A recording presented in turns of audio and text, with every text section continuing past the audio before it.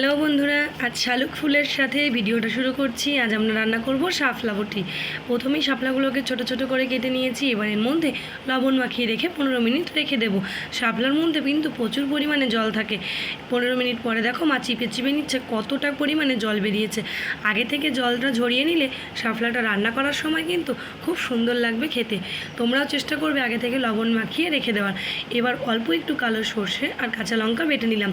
কড়াইতে তেল গরম করে তার মধ্যে কালো জিরে, শুকনো লঙ্কা, রসুন কুচি, পেঁয়াজ কুচি, কাঁচা লঙ্কা দিয়ে অল্প একটু লবণ হলুদ দিয়ে ভালো করে নাড়িয়ে চাড়িয়ে লাল লাল করে ভেজে নিলাম। এবার এর মধ্যে দিয়ে দিলাম আমরা আগে থেকে জল ঝরিয়ে রাখা শাপলাগুলোকে। এবার কিন্তু আর রান্না থেকে জল বেরোবে না, কারণ শাপলার জল আগেই আমরা ঝরিয়ে নিয়েছি।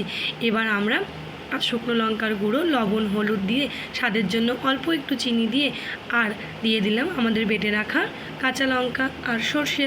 সুন্দর করে নাড়িয়ে চাড়িয়ে নামিয়ে নিলেই রেডি।